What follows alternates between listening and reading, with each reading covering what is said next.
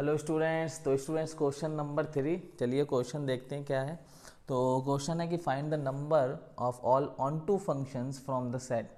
और हमें ये सेट दिया हुआ है 1 2 3 डॉट डॉट डॉट एन, ये एलिमेंट्स हैं सेट के, ठीक है, टू इटसेल्फ। अब ये जो सेट है, ठीक है, जो हमें फंक्शन बनाना है वो इसका इसी के साथ हो, ठीक है। यहाँ पे लिखा है टू इटसेल्फ। तो सबसे पहले हम क्या करते हैं कि हम मान लेते हैं कि ये जो हमारा सेट है वो ए सेट है, ठीक है, 1 2 3 डॉट डॉट डॉट, ये एन एलिमेंट्स हैं इसमें, ठीक है। अब इसका हमें ऑन टू फंक्शन बताना है कितने बन सकते हैं। तो 1 2 3 डॉट डॉट डॉट एन तक, और दूसरा भी हम यहाँ पे सेट ए ही लेंगे क्योंकि इट्स सेल्फ करना है हमें, ठीक है। अब हमें क्या बताना है कि number of onto functions बताने हैं, ठीक है। तो स्टूडेंट्स अगर हमारा ये फंक्शन, ठीक है, जो हम ले रहे हैं is onto function, then all elements of set A must have unique pre-image।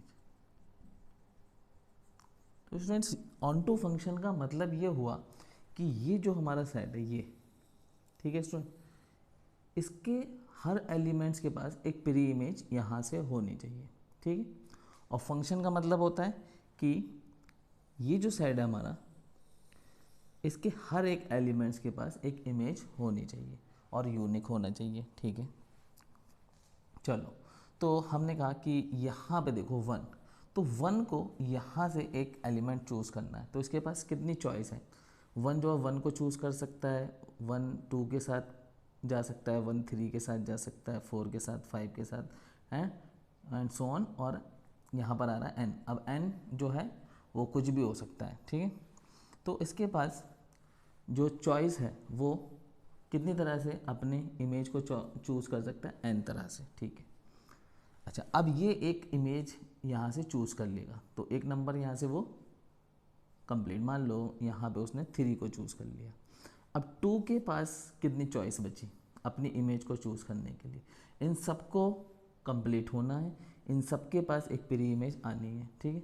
तो अब ये नंबर तो गया ही क्योंकि 1 के साथ चला गया, तो यहाँ पर अब टोटल नंबर कितने बचे, n-1। तो 2 के पास ये चॉइस बची।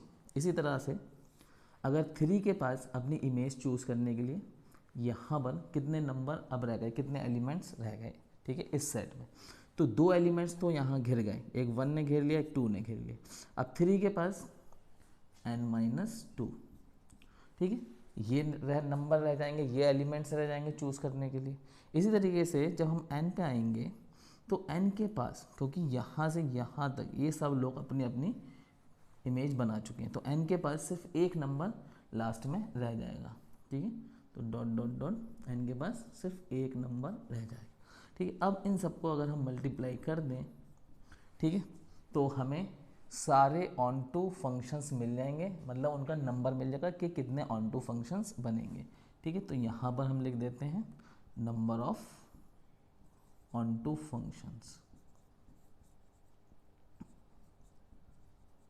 ठीक है स्टूडेंट्स।